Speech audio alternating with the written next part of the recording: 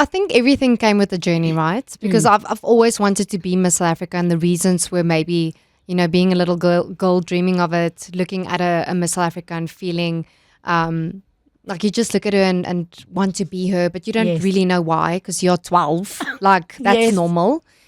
And I think, after Miss Universe and being in therapy, I was like, I'm not going back to Miss SA.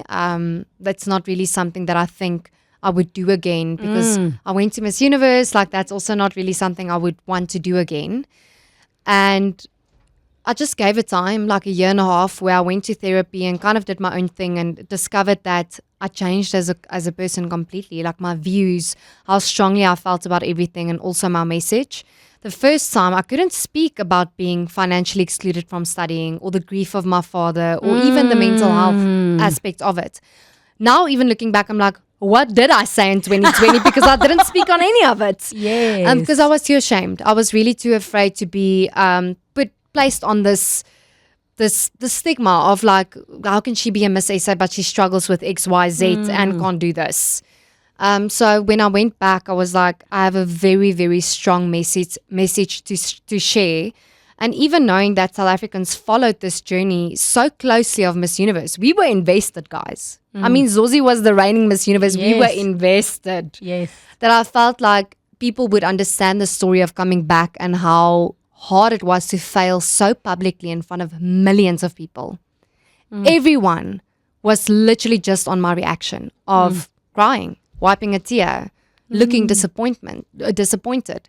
That I think showing up for myself, being stronger and showing that I overcame something so, I wouldn't say it's the most horrific thing, but it felt embarrassing, was a strong story to share. 702. The upside of failure. Sometimes failure is the foundation of greatest success stories. The upside of failure. She's more than just a former Miss South Africa, but she recently handed over Moana, the crown, to its brand new title holder, Mia LaRue. And what a perfect time to sit down for this conversation, because I think this woman's story is absolutely phenomenal. Not enough people know what she's overcome. Natasha Joubert, Macy, my Liffy, how are you? I feel like people don't know, like these past 8 weeks, you've been a mother to me. Oh, listen. Genuinely. It's been a lot. I survived because of you. Not to be drastic, but yes. You know, one of the things that I love about you, I see all the part about second chances and all of that, but I love how vulnerable you've been with your mental health. I was speaking earlier this morning in an interview about how important vulnerability was for us to show through the reality show which you hosted, being Crown Chasers. And I'm wondering, before you wore the crown, even though you had been through the organization before as a runner-up, was it as hard as you expected it to be? Because I remember a specific time you were like, I should be grateful, but I'm struggling with depression.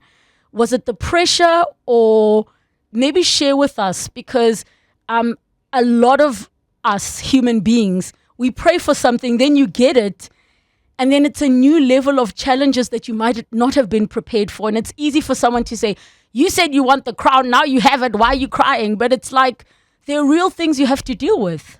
Yes, it's been a long journey. I mean, I was 22 when I entered the first time. I was the youngest in the top 10, and I remember how much it bothered me when people were like, "Your baby, come back," and I would be like, I'm ready. Yes. Don't tell me to come back. And now looking back, I'm like, I wasn't really ready. Emotionally and mentally, I didn't really know what depression was like or mental health. And I think we hear about it, and Shudu that year spoke very openly about mental health as well. And so I went through the whole Miss SA and I came second runner-up, and I obviously was disappointed standing on the stage being like, this is like one of those positions where it's like I'm so close but not there. And you have to hold that disappointed smile. Yeah, I did. You guys replayed it. I had to rewatch it 100 times being Miss SA, where I was like, yes. But I had the smile. I really did. And I got Miss Universe, and it was almost like putting a plaster over that disappointment, where I was like, yes, this is something new. I'm the first second runner-up in history to go. Like, in my head, knowing I wouldn't win, especially after Zulzi, and just like, I was very aware. What do you mean? And maybe share with us the dynamics we don't see. Does it mean that Because I've wondered about it. Much as I produce a pageant, Yes. I'm not so in the world of pageantry on that level. But are you saying that the internationals, they've never really crowned the same country back to back? They have an history, Yes. right? I think if we can put it in this way, which is great, is being realistic. And Demi winning in 2017, Tamarin being first runner-up, Zozi winning. Now I didn't even win Miss South Africa. So to win a back-to-back Was going to be rare. not even being first, like second runner-up, why wouldn't they crown a lady from a country where she actually won as crowning the same? Like, I was just realistic, and I think that's quite normal. But I went and I was like, if there's one thing about South Africa, if they feel strongly about something, they will let you know. Yes. So I was like, as long as I can go and not embarrass our country, not get backlash, Yes. not being in the news for the wrong reasons, I'm happy. It's a win Yes. for me. Yes. And so I went, and I'll be honest, I even surprised myself. Where I was like, girl, those hips swayed like never before. Yes. Like, I really, really tried and just let people look at South Africa and be like, she's a strong contender. It really wasn't about the win, because I always wanted to be Miss South Africa, not really Miss Universe. And, you know, I went there, I got a lot of support, like a lot more than I expected. And I didn't make top 21. Realistically speaking, I really did expect. Not to be like, I thought I would win. Yes. 21, guys. Do you know, like, did I speak Afrikaans to them and they didn't understand? Like, was there something that I didn't see that they Yes. see? You know, like, you really start questioning your abilities, whether you are worthy. It's very human to almost blame yourself, to be like, I was the one that had to perform and achieve, and I didn't. And so I came back and I was like, the support is so good. No one was like, she didn't perform, or it was really more like politics. She was second runner up, so they wouldn't look at her, that type of vibe. So I was really, really like happy that South Africans saw that I still performed and executed representing South Africa well. I came back. I first went to Missouri. I went to Jacksonville. When I came back, this is where my life completely changed. This is the reason why I won Miss South Africa in my eyes. Because if I wasn't the women entering last year because of that, I would have never been Miss South Africa. Yes. I came back really struggling with depression, which obviously at first I just saw it as mourning the stream and almost like not doing as well as Zozi, Demi, Tamarin, and you couldn't keep up the strike. And then Lalela Yes. came after me and she was top 3, and I was like, what was wrong with me? And so my best friend said to me, this is my psychologist's number, just go sit and see how you feel. I did feel ashamed for having to go to a psychologist. Knowing what I know now, I'm like, listen, best thing Because ever. of the stigma around mental health, Yes. where everybody imagines, in inverted commas, the girl interrupted with Winona Ryder, somebody rocking in the corner with a stray jacket needing an injection. That isn't what it's about. Yes, and if I can be honest, when my father passed away when I was 16, I really did struggle. I had to go to a psychiatrist, and I just didn't. I was very stubborn. I was like, I don't need it. Like, it's normal to feel this way when you have lost a parent. And they gave me medication for depression when I was 17, and I think I took like a week, and I stopped. I was like, yeah, you weet, mental health back then wasn't a thing that we spoke about. My parents couldn't really educate me on it. I haven't seen them firsthand struggle with it. And yeah, I went to my psychologist, which is still my psychologist until today. I actively still go to her. She's the best thing since slice of white bread, pretty much. She is pretty much the reason why, how I discovered this Natasha that was so invincible when I came back to Miss SA the second time.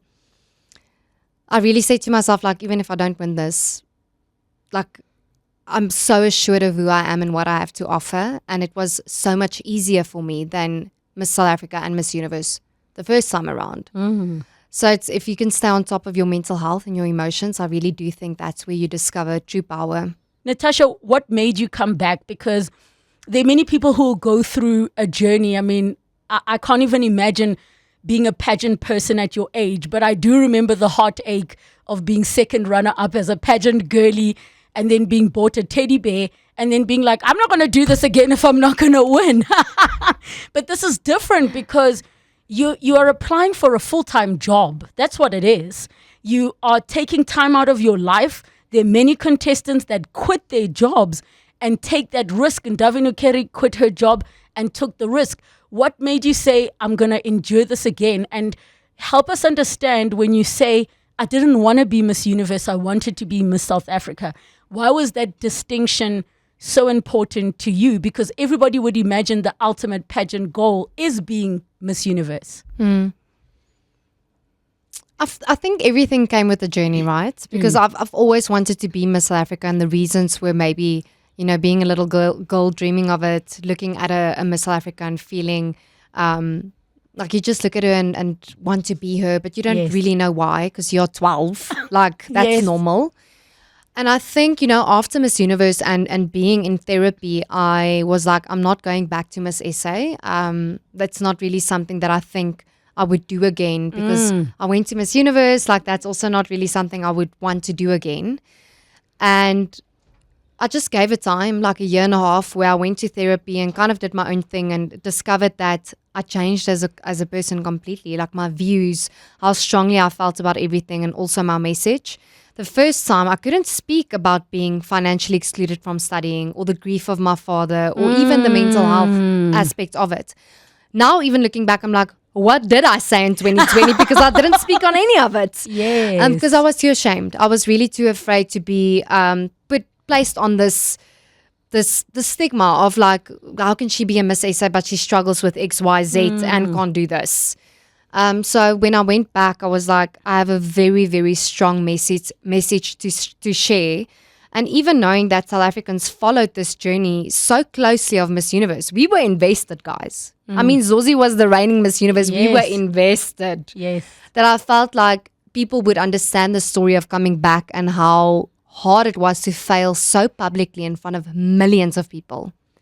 Everyone was literally just on my reaction of crying, wiping a tear, looking disappointed. That I think showing up for myself, being stronger and showing that I overcame something so, I wouldn't say it's the most horrific thing, but it felt embarrassing, was a strong story to share.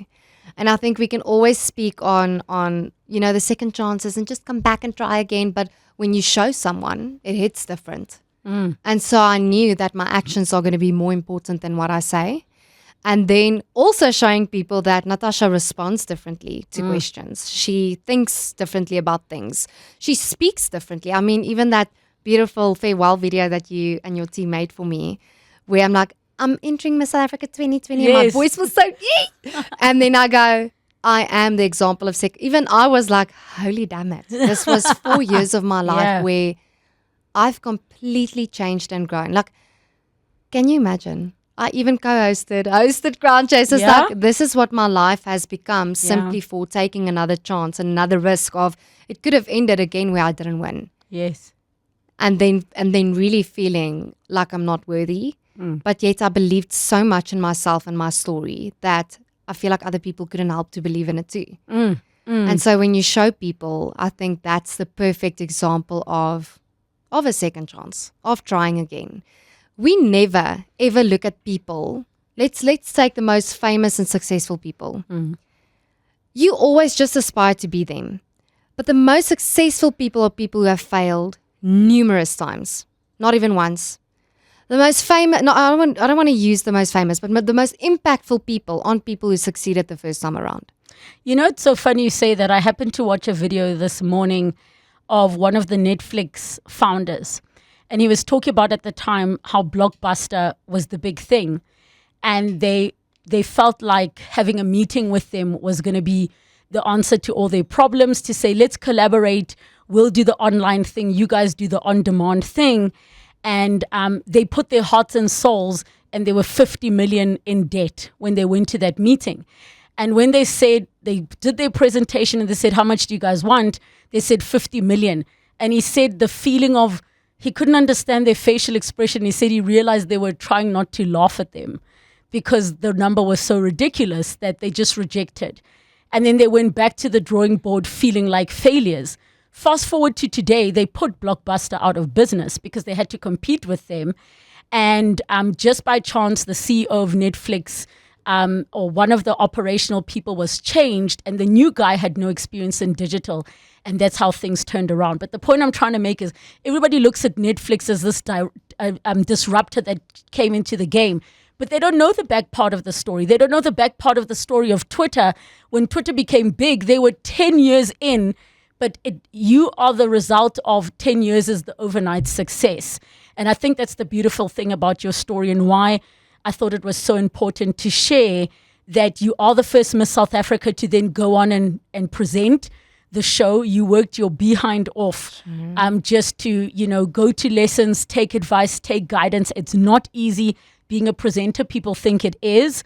And then obviously to be co-hosting with Bonang Crazy. On the Miss South Africa stage where people don't know the madness that was happening backstage. They do not know the madness that was happening backstage. But I want to come to some of the questions and comments that have come through on the SMS line. Natasha, you are still the best Miss South Africa we have ever had. Keep doing what you're doing. You're such an inspiration and we will always admire you for your amazing work. Another question says, looking forward to, but just wondering, as in looking forward to the upside of failure, did the executive producer of Miss South Africa do some coercion to bring you here? Yes, I mean you are the reason why I am here. You are is that what they're asking? So to let you guys Always know, looking out for me. Really, thank you. My producer does amazing work. We will discuss who you want. I never call the guests. I only will interfere if the guests are not coming, but usually they'll say, is Relebogile there? I'm coming. But I didn't have to coerce her. Let me put it like that. That was an immediate yes. I was like, even though I'm resting, if it's for Relebogile, I'm here. Wonderful. Then a question says, why didn't Natasha do Miss Supranational? So share with us, you did have the option to go. What was your reason that you opted not to go? Actually crazy because I still see comments and I don't really feel like I had the need to address it because I was like, I'm here to be Miss South Africa. Like the South African people will be happy. Yes. I actually had the option going back to Miss Universe as well. Yes. Everybody's of the belief that you could not go because you had competed. So you could go. I could go. And it's crazy. People don't know this. Day one as a Miss SA, Miss Universe posted the picture of me being like, we can't wait, welcome, they posted every single country coming to El Salvador and my picture was up and I freaked out. I was like, no, this is not the plan. I'm not going back to Miss Universe because Miss Universe was actually at Miss SA. Yes. The current Miss Universe Albany judged and then the COO was also there. And so afterwards they came to me, they're like, we can't wait to welcome you to El Salvador. I would turn around being like, never, because I just really wanted to be Miss South Africa, right? And I just felt like I went to Miss Universe. I don't know if it's the business side of me that was like, why would they crown me as Miss Universe when 2 years ago I couldn't even make top 20? Like that wouldn't give them credibility, right? So I was like, I ain't risking it. And then Miss Supra came and I actually, in December, I was actually going. Like I decided that I wanted to go. And it was like, you need to give us confirmation by the end of X. The organization was going back and forth with me. Like I would ask everyone, like, should I go? And we would weigh pros and cons. And like I really was considering. But I think for the wrong reasons of just FOMO and the fear of missing out, of never being there and always wondering, like, what if I went?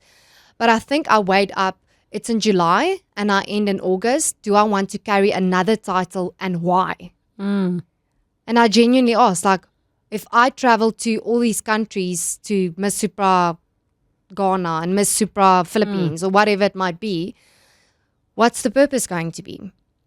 Also, it would have clashed with your schedule as a host now. Yeah, sorry guys. Also, genuinely, yes, they did say. Yes. Either then Supra or hosting Crown Chasers. I think I've been very vocal wanting to go into presenting and hosting, and shame. I still have a lot to learn, but I really enjoyed it. It gives you a different type of adrenaline rush and just expressing yourself.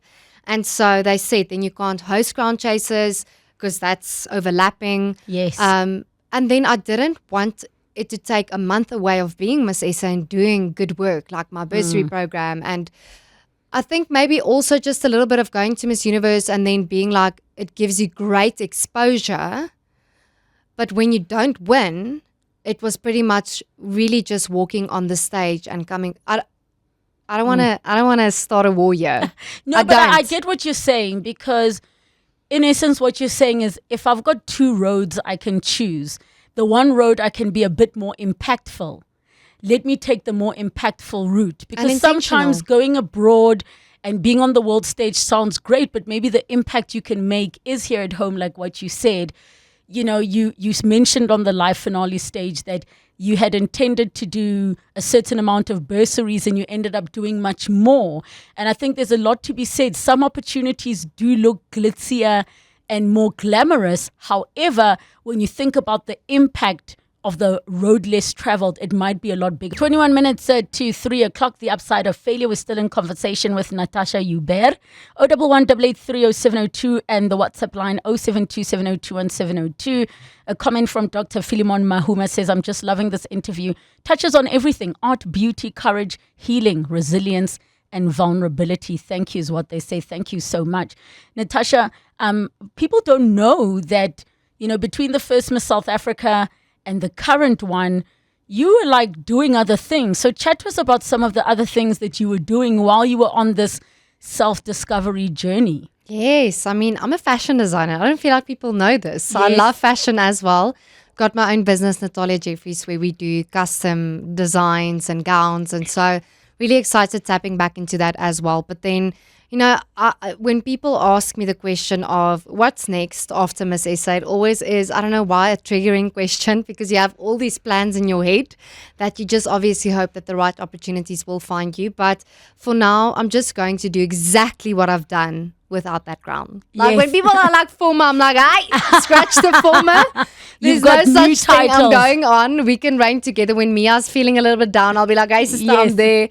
So I think for now it's just also planning my wedding first before anything she got else. engaged. Guys, I'm getting married very soon actually. I counted it the other day and I'm like, it's not far. It's not far away. Yes. So for now, just taking it day by day, but then also manifesting SABC Sport, cough cough. So to anyone listening out there. Oh, yes, put it out to the universe. Yes, and then Lebo obviously hoping that we will work together as well. So for now, it's just also seeing what do I want to do. Yes. Now it feels like the world really is my oyster. Yes. I actually was at an appointment this morning and the guy was like, you're still so young.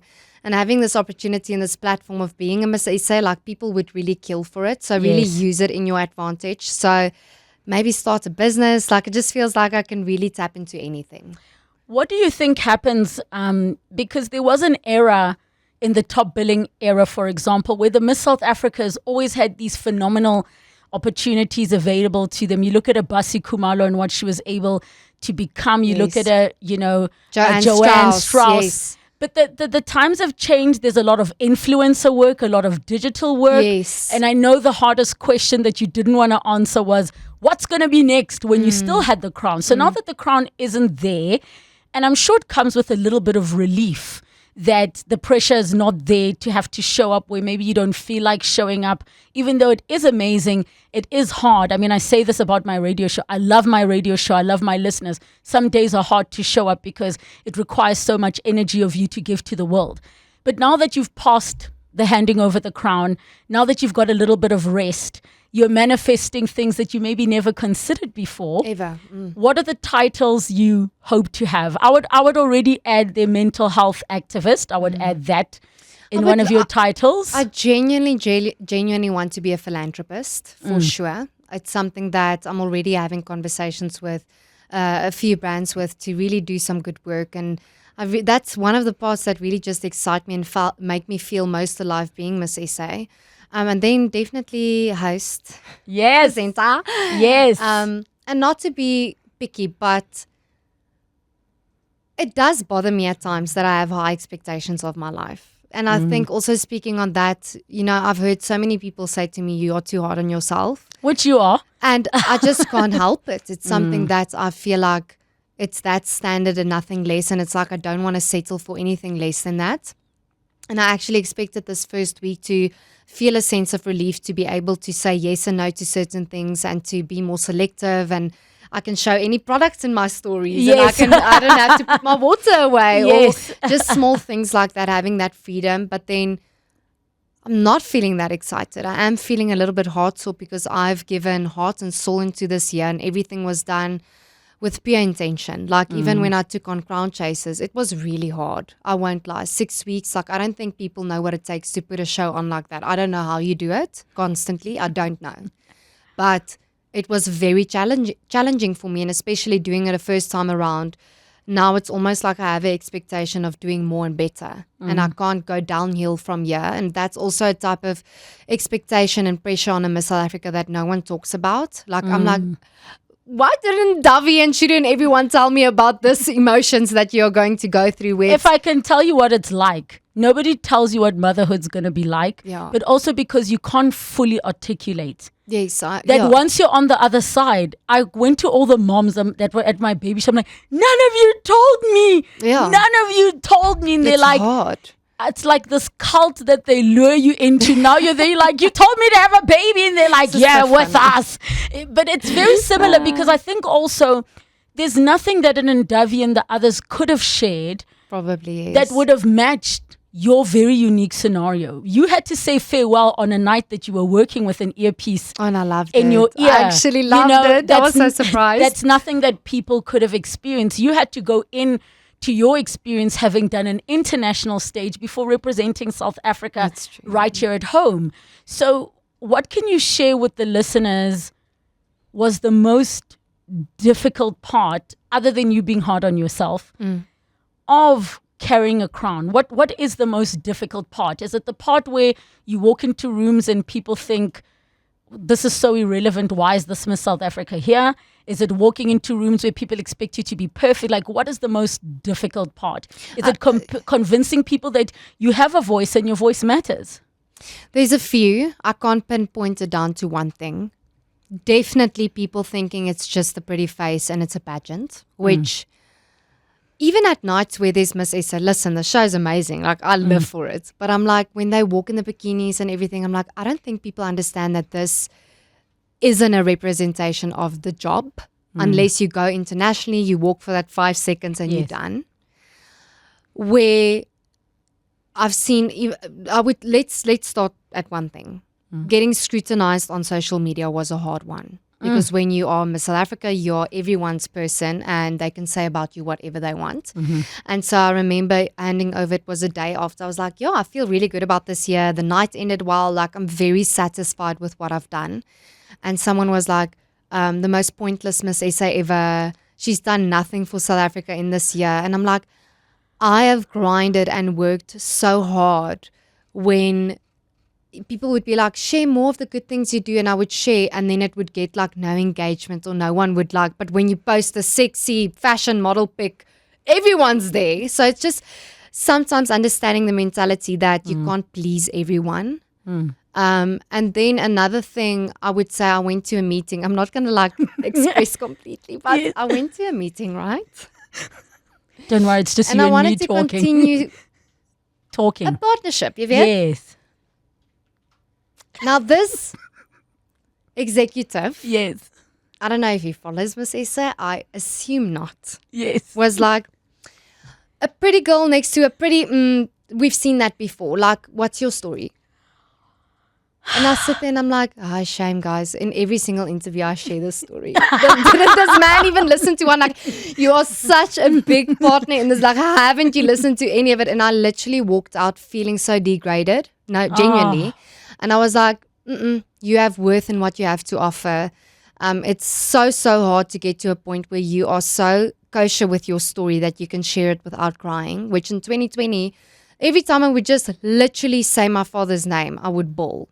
Like, I definitely didn't work through it when it was 7 years. It's now 11 years since he passed. And even now, I think another thing that I've learned is always being honest with yourself. And it sounds so like, oh, so cliche, Natasha, cute. Yeah. When you get on social media and you can just really be honest and say, I don't feel good. I don't feel healthy. I don't feel at the best of who Natasha can be. It's relieving to feel like you can be so honest that when you express the highlights, people will be joyful with you, but they will have sympathy when you struggle.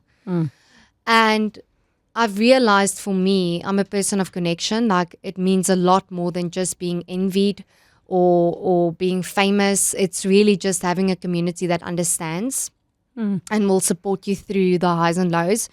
Being Miss SA, it's a tough job, but for some or other reason, I just loved every second of it. Girl, you love to struggle. Shame, I and really and did. it was worth, because she did struggle and suffer quite a bit, but the fulfillment part makes it all worth it. We're going to take one more break. I see your questions coming through. We're still with Natasha Joubert. There's a question, 011-883-0702, the WhatsApp line 0727021702. There's a question that's saying, who's making your wedding dress? I mean, you have access to the best designers in the country. Are you allowed to tell us yet? Yes. Who's making your wedding dress? Yulasia Katoa, and she made my final walk gown. Guys, there was 150,000 stones on the dress that was all placed by hand. Wow. Yeah, crazy. Wow. So no pressure on the wedding gown. I don't know what I want yet, but people clearly on Instagram was like, if this is the gown on final night, what's your wedding dress going to look like? And I was like, do you feel like you want to go simple and clean for your wedding because you've done a year of glam and gowns? Or you're like, no, we need to literally break the internet with my wedding dress? That too, yes. But can I be honest? Yes. I just want to feel super beautiful. Yeah. I don't care what that looks like or what it is, but I'm not going to be like, oh, let's go mainstream and do, yeah. I just want to feel like I love it. I don't really care if anyone else doesn't. But that's a lot of pressure. Did you see all the commotion with Olivia Colpo's wedding? Listen. Yeah. So wait, Imagine. how many outfits? I'm imagining you're going to have 3 dresses at your wedding dress. One far, for church. So far 2. But 3 is an option. I don't know yet. Yes. We've discussed it this morning, Yolandi and I, because I was like, I don't want to be so focused on doing wardrobe change. I want to almost just enjoy the wedding. But yeah, I just don't want any backlash after my wedding. I mean, that's like one of my happiest days of my life. As long as you love it, then the backlash Exactly. won't bother you. We've got voice notes coming through 0727021702. Ladies and gentlemen, Miss Natasha Joubert. I can't believe I'm talking to a Miss South Africa right now. Like, I'm going crazy right now. But anyway, that's besides the point. Natasha, I just wanted to say thank you for your story. Thank you for your journey. Thank you for going back and being resilient. You know, you give the rest of us hope. I know I'm a man and, like, people are just like, what? But at the same time, it's like, you gave us so much hope. I mean, I saw your journey in 2020. You even shot a music video with Show Majosi, you know, pressing the buttons of what your reign will entail and everything like that. And then seeing you go back and seeing you on Crown Chasers, and you give the rest of us hope. And a former Boston alumni, hey. Just wanted to say I'm very proud of you and keep it up, eh? Hi, Relebogile. Please explain why is it that second runner-up went to Miss Universe instead of the actual queen or the first runner-up? Natasha Joubert, good afternoon. Trust you are blessed, and to the team as well. My question to Natasha is, does religious belief, does faith, belief system play a role, especially with you guys being in pageants and highly competitive environments? Do you think that also plays a major role in your journey into participating in pageants? Thank you so much. Take care. Bless you. Bye-bye. All right. So the first question, you guys might be surprised to know we have many male fans that are straight, that are all types of everything. People think that pageants are just geared towards women, but it's representative of men as well. We have many men that work on the show.